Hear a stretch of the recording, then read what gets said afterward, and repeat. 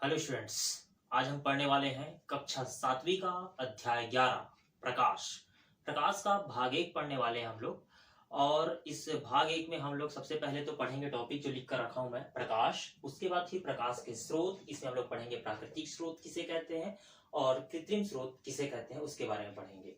उसके बाद पढ़ेंगे हम लोग क्या प्रकाश सीधी रेखा में चलता या नहीं, इसके संबंधित 2 प्रयोग है, उसको बिल्कुल मैं आप लोगों को बताऊंगा भी और समझाऊंगा भी। ठीक। इसके बाद हम लोग पढ़ेंगे छाया का बनना, कि छाया कैसे बनता है, ठीक है, या होता क्या है, उसके बारे में हम लोग क्या करेंगे, बात करेंगे और जानेंगे और अच्छे से उसको समझेंगे भी। तो आज का जो टॉपिक है, सबसे पहला नंबर, अध्याय का नाम ही है प्रकाश। तो प्रकाश क्या होता है उसके बारे में जानना बहुत जरूरी है, ठीक है। तो प्रकाश के बारे में अगर जैसे कि बात करते हैं तो उदाहरणता बात करते हैं कि जैसे ही हम क्या करते हैं, उजाले से कभी किसी अंधेरे कक्ष में क्या करते हैं, प्रवेश करते हैं। तो जब हम प्रवेश करते हैं तो हमको कोई भी वस्तु जो है वो पूर्ण रूप से दिखाई नहीं देती है, कुछ समय पश्चात हमको क्या होती है, दिखाई देती है, ठीक है। क्योंकि उसमें जो आंखों का जो आइरिस के अंदर जो प्यूपिल्स होता है वो क्या हो जाती है, थोड़ी सी, है ना, वहां पर फैल जाती है, इस कारण से हमको वो पूर्ण रूप से दिखाई नहीं देती है, ठीक है। अगर हम बात करते हैं कि अगर हम अंधेरे रूम में हैं और अंधेरे रूम में सभी है और बैठे हुए हैं और किसी के हाथ में 1 का सिक्का है और ऐसे 1 का सिक्का दिखाएगा और बोलेगा कि देखो ये मेरे हाथ में 1 का सिक्का है, तो हमको दिखने वाला नहीं है। अब मैं वो बोलता है कि इस 1 के सिक्कों को मैं क्या करता हूँ, उछालता हूँ और उछालने के बाद वो क्या होगा, नीचे गिरेगा, लेकिन किसी को दिखाई नहीं देगा, केवल आवाज बस सुनाई देगा और बोला जाएगा कि आप उसे ढूंढिए, जो 1 का सिक्का मैंने उछाला था वो नीचे गिरा है जमीन पर, कहाँ है उसको ढूंढिए। तो केवल आप आवाज के आधार पर अनुभव लगाकर उस सिक्के को ढूंढना चाहोगे, ठीक है, क्योंकि वो अंधकार वाला रूम है। लेकिन जैसे हम क्या करते हैं, थोड़ा सा प्रकाशमान क्षेत्र में या प्रकाश लाइट चालू कर देते हैं उस रूम का, उस कक्ष का, और उसके बाद फिर 1 का सिक्का उसको दिखाते भी है और उसको हम क्या करते हैं, उछालते भी हैं और वो नीचे जमीन पर गिरेगा तो आवाज भी सुनाई देगा और वो कहां पर गिरा है वो भी हमको बहुत तुरंत दिख जाएगा, एकदम जल्दी दिख जाएगा अंधेरे कक्ष की अपेक्षा। तो इससे हम यह सीखते हैं कि हम किसी भी वस्तु को देखने के लिए, है ना, किसी भी वस्तु को अगर जब हम देखते हैं तो हम उसके लिए किसकी आवश्यकता होती है, प्रकाश की आवश्यकता होती है, ठीक है। आंख तो जरूरी है ही, ठीक है, लेकिन आंख के साथ साथ प्रकाश का होना भी जरूरी है, ठीक है। अगर प्रकाश नहीं है तो हम नहीं देख पाएंगे, मतलब वो हमको बिल्कुल भी नजर आने वाला नहीं है, क्योंकि हम अंधेरे में जब चले जाते हैं तो अंधेरे में हम देखते हैं तो हमको कुछ नजर नहीं आता है, लेकिन अगर वही प्रकाशमान क्षेत्र हो तो हमको वो पूर्ण रूप से नजर आता है। उसी प्रकार से बुक में कुछ लिखा हुआ है तो कुछ लिखा हुआ है तो उसको हमको क्या करना है, देखना है। देखना है तो उसके लिए किसकी आवश्यकता है, प्रकाश की आवश्यकता है। जिस प्रकार से यहाँ पर मैं वीडियो तैयार किया हूँ तो यहाँ पर लाइट का अरेंजमेंट किया हुआ है, तो लाइट के आधार पर ही आपको ये क्या है, पूर्ण रूप से दिखाई दे रहा है। लेकिन जैसे ही मैं पूरा लाइट ऑफ कर दूंगा, आपको ये जो ग्रीन बोर्ड पर लिखा हुआ है वो भी दिखाई देगा, साथ ही साथ मैं भी यहाँ पर बोल रहा हूँ, मैं साक्षात आपको दिखाई देगा, केवल आवाज, केवल ध्वनि ही आपको सुनाई देगी, लेकिन मैं दिखाई देने वाला नहीं रहेगा, ऐसा लगेगा कि सर मिस्टर इंडिया हो गए, ठीक है। चलिए तो बात करते हैं प्रकाश के बारे में। मैंने आप लोग को बता दिया कि प्रकाश क्या चीज है, कि प्रकाश ऐसा है कि जब तक किसी वस्तु के ऊपर प्रकाश नहीं पड़ेगा वो वस्तु हमको पूर्ण रूप से दिखाई देने वाला नहीं है। किसी वस्तु पर प्रकाश पड़ता है और प्रकाश पड़ने के बाद वो परावर्तित होकर हमारे आंखों पर पड़ता है, रेटिना पर बनता है, चित्र प्रतिबिंब बनता है, तब वो हमको दिखाई देता है, अन्यथा दिखाई देने वाला नहीं है। इस बात को बिल्कुल याद रखिएगा, क्योंकि कक्षा 8वीं में जाओगे तो कक्षा 8वीं में जो प्रकाश का, है ना, अपवर्तन है उसको ही पढ़ोगे, और आपके अध्याय में भी है प्रकाश का परावर्तन है तो उसको ही पढ़ोगे, तो ये टॉपिक बिल्कुल मैं आपको और अच्छे से समझाऊंगा। चलिए बात करते हैं प्रकाश के स्रोत। अब प्रकाश के स्रोत क्या होते हैं, तो प्रकाश के स्रोत मतलब जिससे हमको क्या मिल रहा है, प्रकाश मिल रहा है, चाहे वो किसी भी रूप में, चाहे वो प्राकृतिक रूप में मिले चाहे कृत्रिम रूप में मिले। तो प्राकृतिक स्रोत किसे कहते हैं, तो प्राकृतिक रूप से प्राप्त होने वाले प्रकाश के स्रोतों को हम क्या कहते हैं, प्राकृतिक स्रोत कहते हैं, है ना।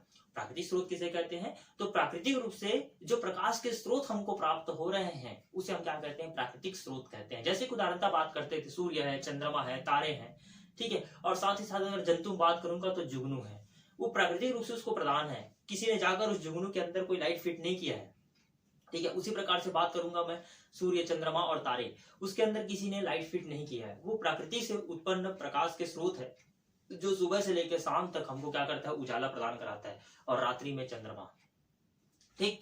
चलिए तो बात करते हैं आगे इसमें कृत्रिम स्रोत। तो मानव के द्वारा जो भी प्रकाश स्रोत हमारे लिए उपलब्ध कराए गए हैं, ठीक है, मानव के द्वारा मतलब स्वयं के द्वारा, है ना। मानव के द्वारा जो भी प्रकाश स्रोत हमको उपलब्ध कराए गए हैं उसे हम क्या कहते हैं, कृत्रिम स्रोत कहते हैं। जैसे कि अभी यहाँ पर बल्ब जल रहा है तो बल्ब हो गया, टॉर्च हो गया, मोमबत्ती हो गया, है ना, दिया हो गया, जो भी है जिसके माध्यम से हमको प्रकाश प्राप्त हो रहा है, मतलब वो मानव निर्मित है। मानव निर्मित प्रकाश के स्रोतों को हम क्या कहते हैं, कृत्रिम स्रोत कहते हैं। उदाहरण भी बता दिया आपको, है ना, बल्ब है, ट्यूबलाइट है, टॉर्च है, मोमबत्ती है, दीप है ना, तो ETC। तो जितने भी मानव द्वारा निर्मित है, आपका मोबाइल का टॉर्च, है ना, और ज्यादा अच्छे समझोगे फ्लैश लाइट, है ना, आपके मोबाइल का, उसके माध्यम से, मतलब वो मानव द्वारा बनाया गया मोबाइल है, उसमें टॉर्च फिट किया गया है ना, जो भी लगाया गया है, फ्लैश लाइट लगाया गया, तो उसके माध्यम से हम किसी भी चीज को क्या कर सकते हैं, देख सकते हैं। तो वो कृत्रिम स्रोत के अंतर्गत आता है। ठीक है, तो मैंने आप लोग को दो चीज बता दिया, एक बताया प्राकृतिक स्रोत। तो प्राकृतिक रूप से प्राप्त होने वाले स्रोत को हम क्या कहते हैं, प्राकृतिक स्रोत कहते हैं। और मानव निर्मित या मानव द्वारा बनाए गए प्रकाश के स्रोतों को हम लोग क्या कहते हैं, कृत्रिम स्रोत कहते हैं। दोनों का एग्जाम्पल भी मैंने आप लोग को बता दिया।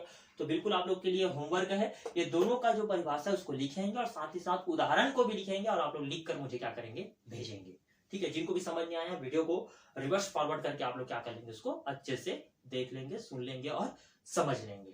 ठीक, चलिए बात करते हैं, क्या प्रकाश सीधी रेखा में चलता है। ठीक है, तो अगर मैं बोलूंगा तो प्रकाश, क्या ये क्वेश्चन पूछा गया, क्या प्रकाश सीधी रेखा में चलता है, तो पहले ही बता देता हूं कि हाँ, प्रकाश सीधी रेखा में चलता है।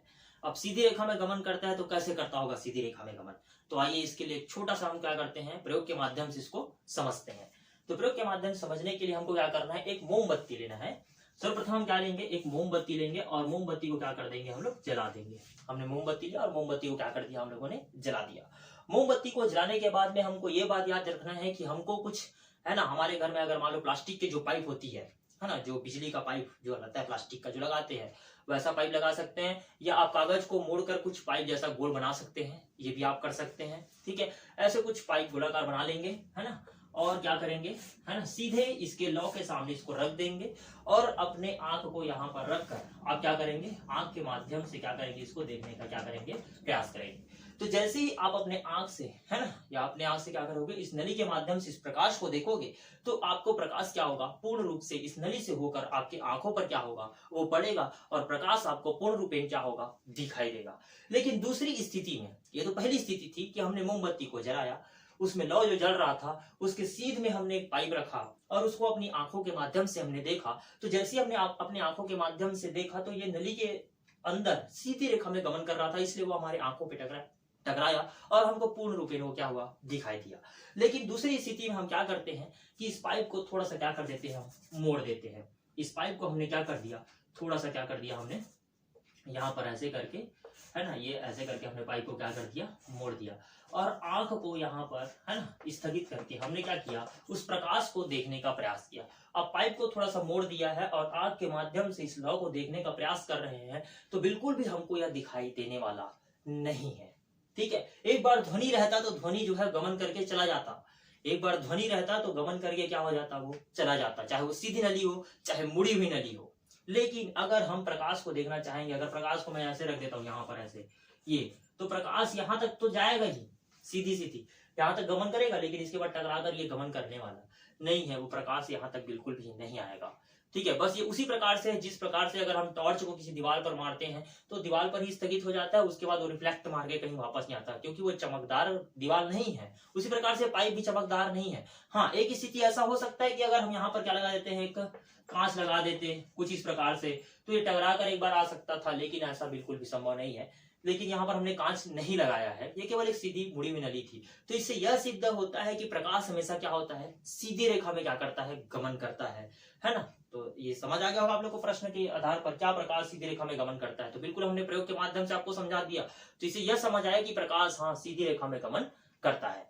चलिए, तो इसके माध्यम से नहीं समझ आया, एक और प्रयोग करते हैं। तो एक और प्रयोग करने के लिए हम क्या करेंगे, पुनः एक मोमबत्ती जलाएंगे और मोमबत्ती जलाने के बाद में आपको लेना है 3 माचिस की जो डिब्बी होती है, उस डिब्बी को लेना है खाली वाला, भरा वाला मत लेना वरना मम्मी डांटेगी। ठीक है, खाली माचिस की डिब्बी लेना है आपको और खाली माचिस की डिब्बी लेने के बाद में उसको क्रमानुसार क्या करना है, एक के नीचे एक के नीचे एक क्रमानुसार क्या करना है, जमाना है। छोटा, फिर थोड़ा सा बड़ा, फिर उसके आगे बड़ा, ऐसे, है ना। सीढ़ी जैसे हम लोग चढ़ते हैं, छत में जाते हैं तो सीढ़ी चढ़ते हैं, उस क्रम में हमको क्या करना है, इसको जमाना है। सबसे पहले उस क्या करना है, अपने को डिब्बी लेना है और डिब्बी को उस क्रम में जमा लेना है। ठीक है, चलिए इसको मैं क्या करता हूँ, पहले मिटा देता हूँ और मिटाने के बाद में यहाँ पर मैं क्या बना देता हूँ, डिब्बी बना देता हूँ, माचिस की डिब्बी। तो माचिस की डिब्बी को हम क्या करते हैं, पहले एक डिब्बी, फिर उसके बाद दूसरी डिब्बी, और उसके बाद फिर तीसरी डिब्बी। हमने कुछ इस प्रकार से क्या कर लिया, इसको जमा लिया। और नीचे थोड़ा सा खिसकाने के लिए हम थोड़ा सा क्या कर देंगे, उसको जमाएंगे, उसको बाद में करेंगे। ये काम हमको करने के बाद में क्या करना है, तीनों में क्या करना है, सुई से या पिन से, जिसके माध्यम से आप क्या कर लेंगे, एक एक छिद्र कर लेंगे। एक एक छिद्र कर लेना है आप लोगों को, एक एक छिद्र कर लेंगे तीनों माचिस की डिब्बी में।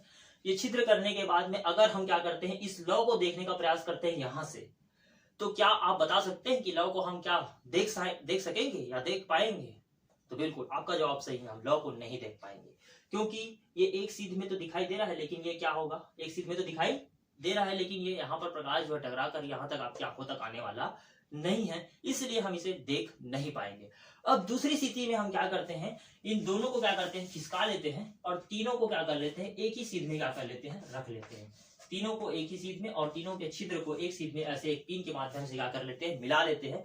और मिलाने के बाद जब हम इसको यहां से देखेंगे तो हमको लौ जो है एकदम इस डिब्बे पर हमको क्या होगा, दिखाई देगा। तो इससे यह सिद्ध होता है कि प्रकाश जो है हमेशा क्या होता है, सीधी रेखा में ही गमन करता है।